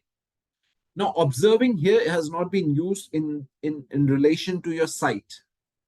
When Hahnemann is saying observe the patient, he means that you use all your senses to observe or experience the patient. If you are not very keen observer, then you will miss a lot of remedies. Not every patient will say everything verbally. There's a lot of things that the physician needs to see, to hear, to smell, to perceive himself or herself. And you need to learn this art. Because if you do not learn this art, then you will not be able to smell the sour discharges of magnesium carb or rheum or calcarea carbonica. You will not be able to smell the offensive foot sweat of silica. You will not be able to smell the offensive smell from the body of Sorinum patient. You will not be able to smell the bad smell coming from the Carbovich patient. You will not be able to hear the gun-like cough of a Corellium rubrum patient sitting in your waiting. You will not be able to think of syphilinum in a case where the patient has crooked teeth, where a child has crooked teeth. You will not be able to think of medorinum if you are not able to see a fused eyebrow. You will not be able to think of lycopodium if you are not able to see the frown on the patient or forehead of the patient. So a physician needs to be a very, very keen observer. And when I say observer, it means that your sense of sight, your sense of smell, your sense of hearing, everything should be keen. And you need to develop this habit of acutely observing or experiencing the patient. And when you are saying that you have to acutely observe, you have to remember that this comes with many other qualities. And what are those qualities? We'll see in the next aphorism. In aphorism number 83, Hahnemann mentions the qualities that a good physician must have. He mentions that the individualizing examination of a case of disease, for which I shall only give in this place general directions, of which the practitioner will bear in mind only what is applicable for each individual case, demands of the physician nothing but freedom from prejudice, sound senses, attention in observing, and fidelity in tracing the picture of the disease. Now, Hahnemann has mentioned 4 basic qualities of a good homeopath, good physician. Number 1 is freedom from prejudice. We have already discussed this. Number 2 is sound senses. We have again discussed this, that you need to have sound senses. Number 3 is attention in observing. Now, sound senses and attention in observing are 2 different things. We have discussed attention in observing, but sound senses comes before that. Sound senses means that the physician needs to be healthy. because only a healthy person has sound senses. The eyesight should be normal, the hearing should be normal, the sense of smell should be normal, the ability to perceive should be normal. So a physician should have sound senses. Then they should have attention in observing. And last but not the least, fidelity in tracing the picture of the disease. And that is one of the most important things in practice. What do you mean by fidelity in tracing the picture of disease? Now, fidelity means honesty. That you are doing full justice to each and every of your case. That you do not, that you are not diverted easily. Now, if you are sitting in your clinic and when you have patients sitting in front of you and your WhatsApp notification comes, your phone rings, your Facebook notification pops up, and your attention goes to there, that's this screen, your attention goes to this screen. You are not giving your 100% attention to your patient. You have your laptop in front of you open, but at the same time on that laptop, the patient is not able to see, the patient is sitting across. You are receiving emails and you are reading emails. You have got news notifications popping up from the right side. What is all this? You are not able to give your undivided attention to the case, and then you want to cure the case. This is what fidelity in tracing the picture of the disease means, that you have got full honesty. With full integrity, you are doing everything possible to unearth everything that you need to cure that particular patient. And that patient has your undivided attention. Nothing else comes to your mind when that patient is in front of you, and your whole energy, your whole attention is only focused on finding the simillimum, going to the root of that case, trying to unearth the causative etiology, trying to understand who this person is, and trying to put all this jigsaw puzzle together, trying to solve this puzzle to find the simillimum that will give that patient the desired result, that magical result that homeopathy is known for. People do not come to homeopathy for palliation. Remember that. They still go to allopathy for palliation. It's only when they come to our clinic, they say that homeopathy jad se bimari ko khatam karti hai. Homeopathy removes the disease from its root. That is why we have come to homeopathy. Ask yourself, are you working on each and in every case with that integrity, that honesty, that sincerity, that commitment, that you are willing to work on that case, every individual case, till you are able to go to the root disturbance of that case, till you are able to understand the exciting cause of the acute case and the fundamental cause of the chronic case, as Hahnemann has mentioned it. And that fidelity in tracing the picture of the disease is required.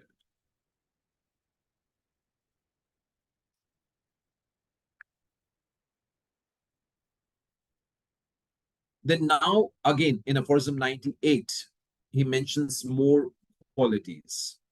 Hahnemann says that especially in the chronic disease, I'm reading only the last 5-6 lines, but especially in the chronic ones, the investigation of the true complete picture and its peculiarities demands special circumspection, tact, knowledge of human nature, caution in conducting the inquiry, and patience in an eminent degree. So again, Hahnemann is mentioning 6 more qualities that a good homeopath should have.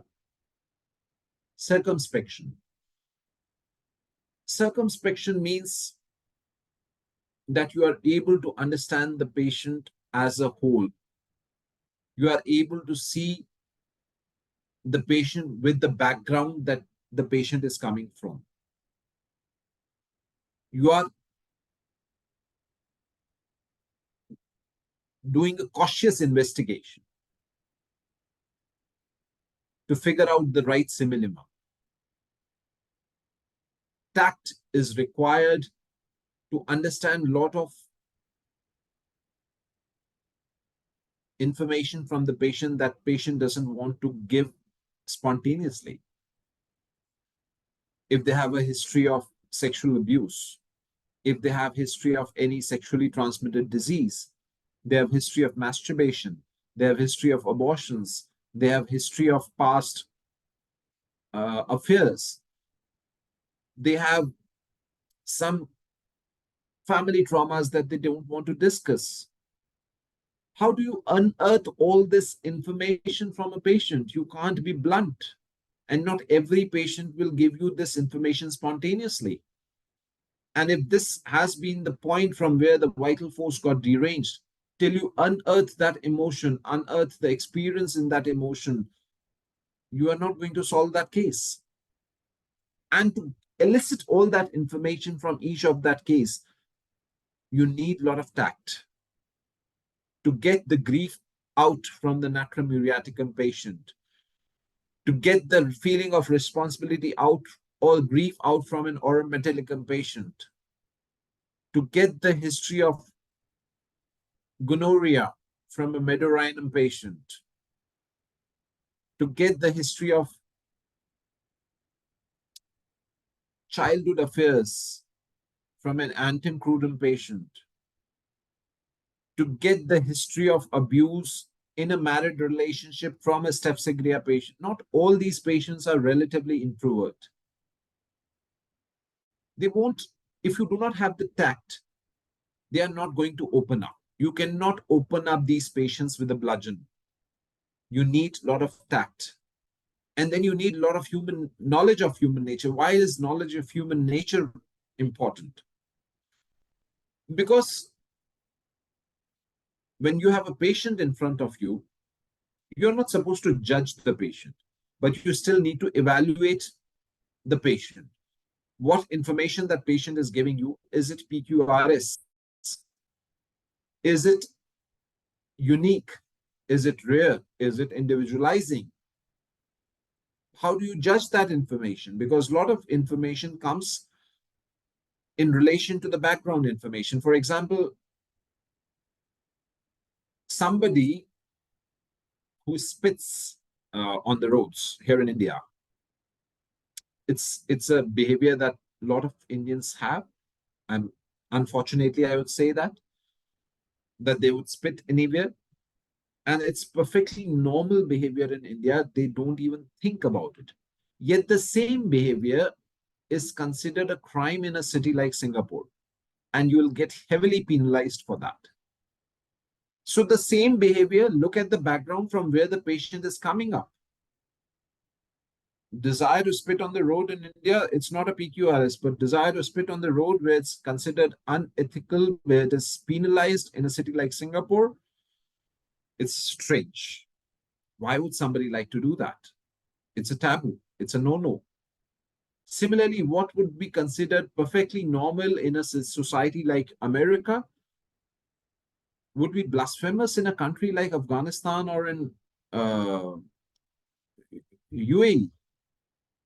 So when you are doing something, when you are trying to understand the story of the patient, you need that knowledge of human nature. You need that knowledge of why this person is behaving this way, and is this behavior normal in the background that he's coming from. And then you need a lot of caution in conducting the inquiry. Caution comes along with tact. Caution means that you are not, when you are conducting the inquiry, you're being cautious not to leave any stone unturned. You're not leaving paths untouched. Hahnemann, when he has given the details of case taking, he has said that once the patient has said what he has to say, once the attendants have said what they had to say, once the physician has observed whatever he had to observe, you go through the notes and from head to toe and see what are the parts that the patient has not mentioned anything about. And then you specifically ask the patient about any complaints related to the parts that he has not mentioned at all. That is the caution in conducting the inquiry, that the inquiry should be wholesome. Nothing is left to chance. And then he says that you need patience in an eminent degree. What do you mean by that? That means that when you're trying to solve a case, you need to be in a Zen-like state. You cannot come to a remedy in a rush, even if it's an acute case in your practice. The patient might have come to you with a coryza only, but don't run to a prescription. Don't jump to a prescription quickly saying, okay, this is, you got wet in the rainy weather, take Rostox. No, that's again prejudice. Why Rostox? Why not any other remedy? When you say, oh, you have moved from cold to warm weather, take Bryonia.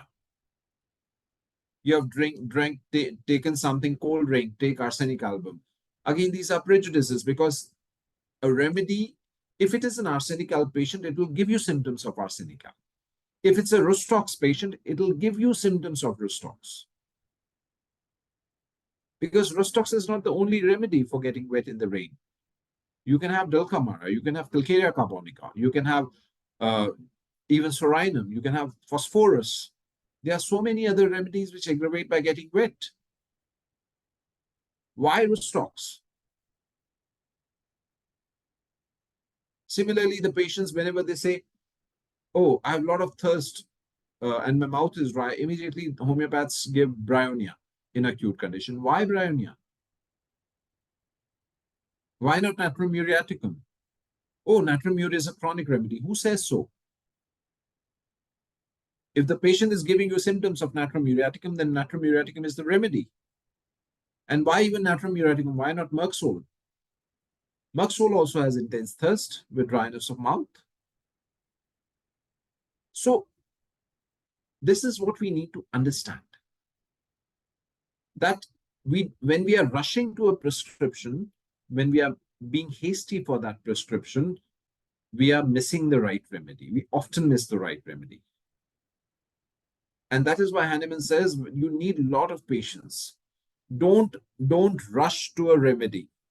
Make sure that when you are prescribing, you are 100% sure that you are able to confirm the same remedy from many different angles.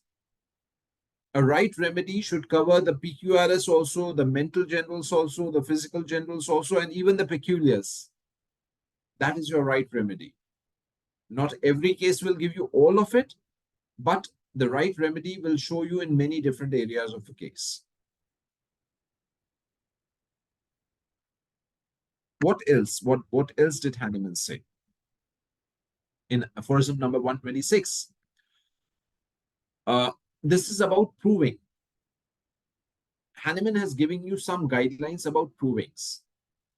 One thing is that the prover should be trustworthy and conscientious. He must devote himself to careful self-observation. His body must be in what is for him a good state of health. Now, why I am adding this qualities of a good prover in the qualities of being a good homeopath?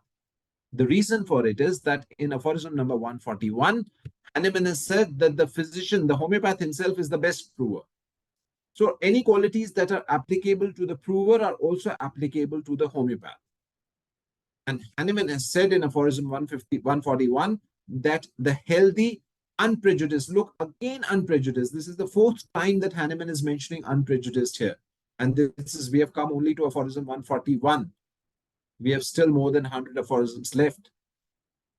Healthy, unprejudiced, and sensitive physician himself is the best prover. So again, he says that the physician should be healthy, because you cannot give someone something that you yourself do not have. If you want to give money to someone, then you need to have money yourself. If you want to donate clothes to someone, then you need those extra clothes with you. Similarly, you want to impart health to your patient, you need to be healthy yourself first. How can a sick person give health to someone else. Before making somebody else healthy, you have to make yourself healthy. And a healthy person is also a sensitive person. Because you need to be sensitive not just to the patient, but you need to be sensitive to yourself also. You need to understand yourself also as a human being. You need to learn to introspect also, to reflect also, because without that introspection, without that reflection, you will not be able to understand your own prejudices. And that's why we need to be sensitive. We need to be sensitive to see the action of the remedy also. How many times it happens in our practice that you give a remedy, you are very confident, the patient comes back and says, nothing happened. And then you are able to evaluate because you are sensitive enough. You have that kind of patience, you have that kind of fidelity in tracing the picture of the disease. You have that kind of integrity and industriousness that you go through each symptom and ask the patient, what happened to this symptom? What happened to this symptom? What happened to this symptom? What happened to this symptom? And then you realize that although the patient said that nothing is better, but many of his symptoms have started going down. And that needs sensitivity.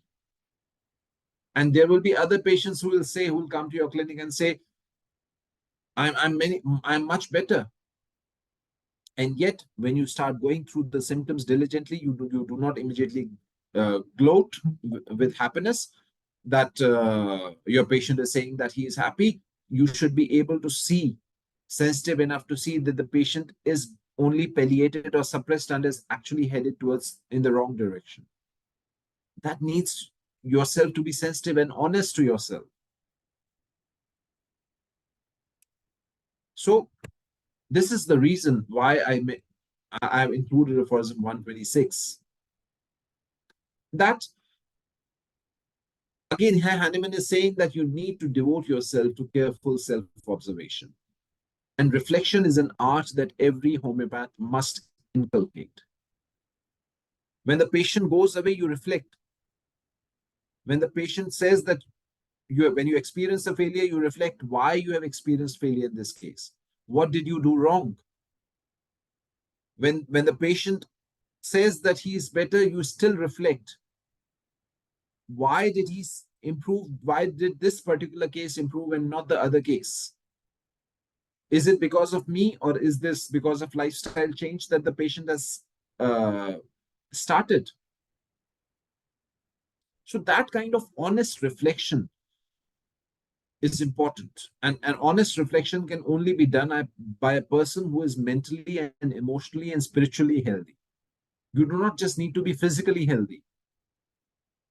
You cannot give advice to a patient to eat healthy if you are eating unhealthy yourself.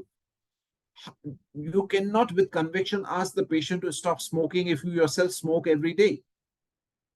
You cannot ask the patient to give up on the screen time or reduce the screen time if you're watching your mobile phone yourself throughout the day. That is what integrity is about.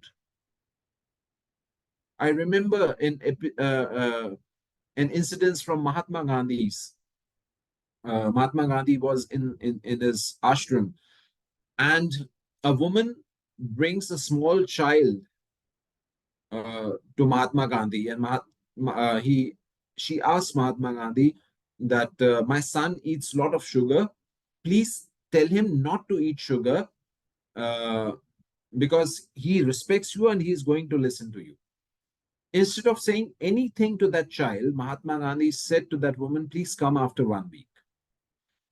So the woman comes back again after 1 week, and now Mahatma Gandhi simply says to this child, please do not eat sugar from now. Sugar is bad for your health. This woman who had come from a village far away was very agitated. If you had to say this one line, why did you not say it when I came to you 5, 7, 10 days ago? Why did you call me again from such a long distance just to say this one line to my son? You could have said it last time also. Gandhi said to that woman, with what face, with what conviction I could have said this to your son when I myself used to eat sugar. So before saying anything to him, before asking him to stop eating sugar, I needed to stop eating sugar myself. So I have now stopped eating sugar myself. So I can, with honesty, with integrity, with conviction, I can tell your son to stop eating sugar.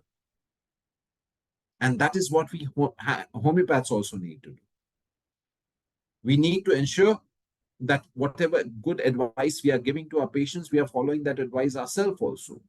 That we are trying to be healthy individuals ourselves, not just physically, but mentally, emotionally, and spiritually also. Because without that health, you cannot cure a patient. You can palliate, you can suppress, but you cannot cure. Because to cure requires a lot of good qualities, requires a lot of commitment, a lot of conviction, a lot of hard work, a lot of patience, a lot of diligence, a lot of understanding of human nature, a lot of conscientiousness. All that is required. And these are the qualities that Hahnemann has mentioned that all of us require to become a good homeopath. So with these words, I finish this presentation.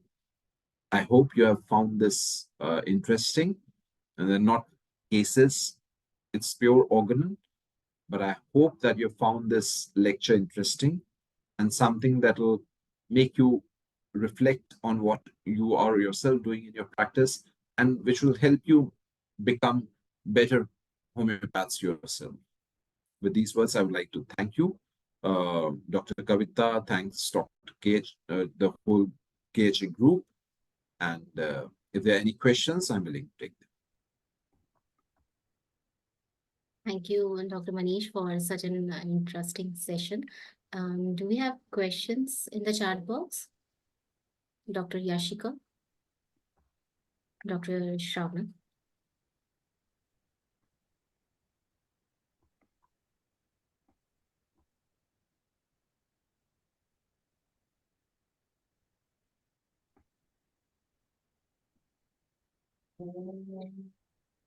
I would like to ask our participants to please write down your questions in the chat box.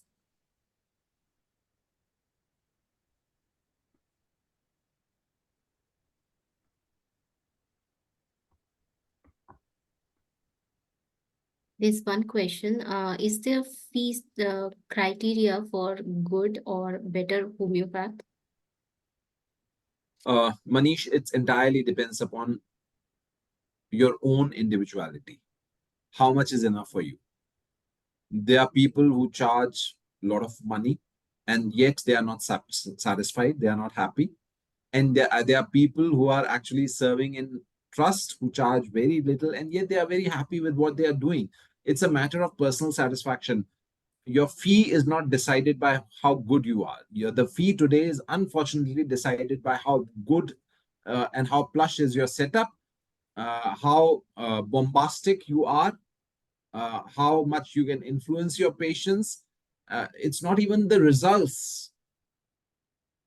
People, I have friends who charge a lot, 15,000 rupees for a consultation.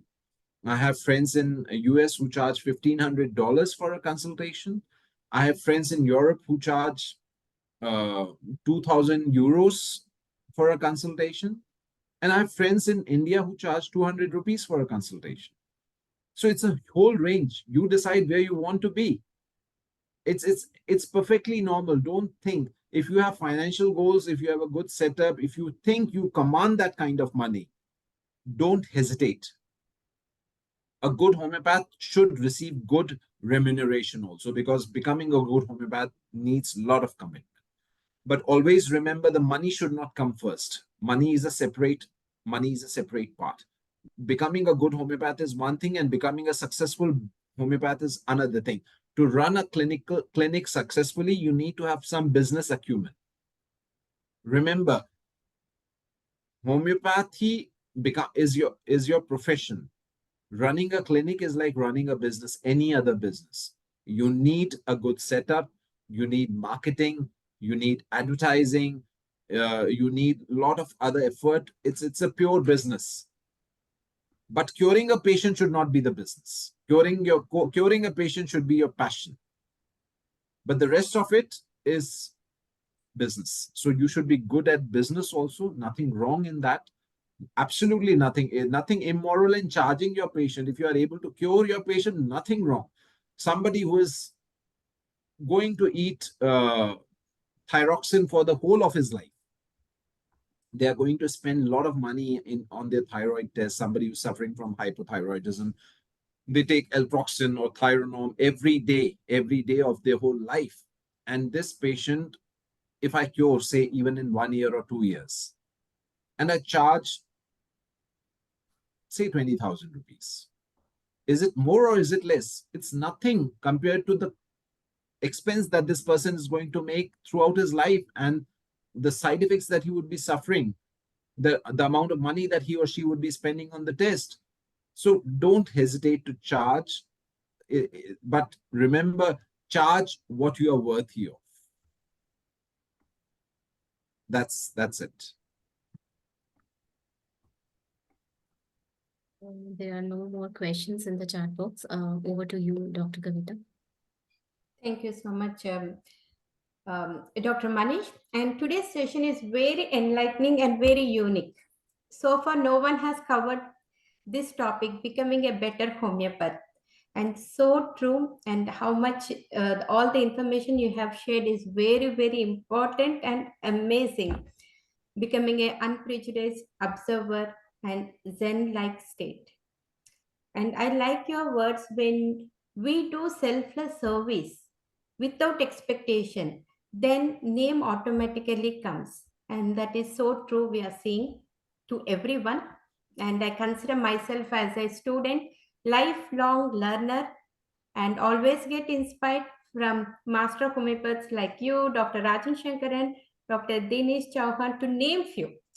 Late Dr. Misha Norland, Dr. Jermishir, Dr. Vitalkas, Dr. Farooq Master, and it goes on, Dr. Sunil, Dr. Gaurang, Dr. Jafar Shah, and many more.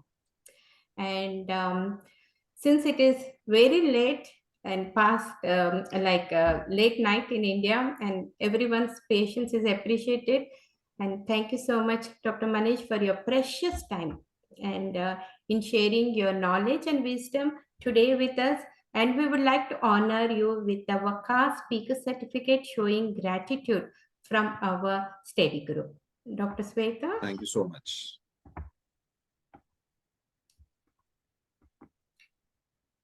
And we have many more renowned homeopaths lined up for KHA webinars. And in June, we have North American Society of Homeopaths, NASH, President Tanya Kell on cross-pollination and homeopathy, and many more. So would you like to, anyone wanted to say last anything before we wrap up? Please unmute and or you can chat in the, you can send message in the chat. And today we have over 147 registrants, and who all missed can enjoy the recording, as it is must for every homeopath. And shall we end, Dr. Manish, with your permission? Please. Okay. Yes. And thank you. And Dr. Sweta, would you like to go ahead? Is Dr. Yashika is there, right? I think. Or yes, ma'am. I would like to welcome Dr. Yashika to please read Code of Ethics. You are muted. Dr. Yashika, you are muted here, please. Hello, ma'am. I'm audible? Yes. Am I audible, ma'am? Yes, we can hear you. Thank you so much. Thank you, KHA Homeopathy Study Group, Pro Bono, and Dr. Kavita Kukunur and Dr. Sweta, ma'am, to allow me to read the ethics and benefits of KHA Homeopathy Study Group. So I would like to start with the KHA Homeopathy Study Group, ethics and benefits. The first is, to be a KHA speaker needs at least 1 to 2 months of KHA volunteering. Do I need to share the screen, ma'am, along with this? Yes. Please allow me to share the screen, or I can or some Dr. Shweta can share the slides.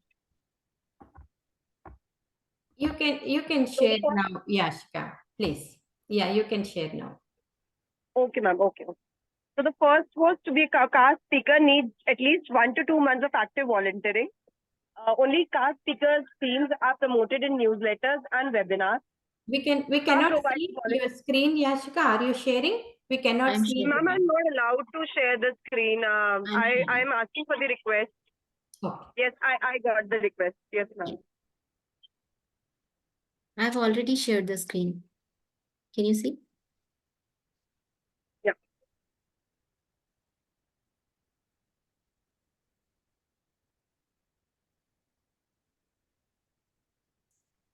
Is my screen visible, ma'am?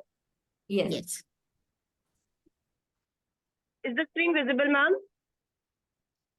Yes, Yes, Doctor. dear. Yes. Okay. The second one, the second ethics and benefits start with only CAST speaker themes are promoted in newsletters and webinars. CA provides volunteering for 2 to 12 months, respects and inspires volunteers to grow. Active volunteers will be promoted through our website, social media, and added to our WhatsApp group. Articles of volunteers will be posted on our website and newsletter and will be sent for publication at other journals as well. The volunteers and speakers are eligible for prestigious CA annual awards. The volunteers are eligible for CA inspirational talks. The volunteers are also eligible for case discussions, as well as CA promotes homeopathic organizations as well as their mega events. We also promote great work of speakers through their book reviews. The honorable guests may propose their future courses or events after the webinar. The CA study group maintains a healthy and happy environment to keep only like-minded folks. And CA Homeopathy Study Group requests everyone to maintain the confidentiality of the group. Thank you so much. Thank you, ma'am. Over to you. Thank you so much, Dr. Yashika. And we request or we highly recommend Dr. Manish Bhatia's courses to everyone. They are so nice, all the courses. So Dr. Manish Bhatia, would you like to say anything which you would like to say before we end? People, when they can join or anything?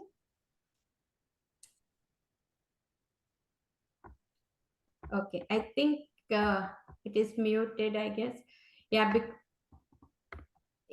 anyone can join, and we are going to end this webinar. Dr. Sweta, shall we end? Yeah, sure, ma'am. Thank you all for joining us today. And we have many such informative webinars lined up in the upcoming sessions with the many more renowned homeopaths. For the upcoming webinar info and for any other updates, you can follow our social media handles on Facebook, Instagram, Twitter, and LinkedIn. If you missed any of the webinar, you can watch it out at our YouTube channel with the name Kavita Kukunur. And I'm also very much thankful to all the CA volunteers for their support and selfless services. And for any other info, reach us at castudygroup@gmail.com. Thank you so much for joining us today. Thank you all, and we are ending the session. Thank you.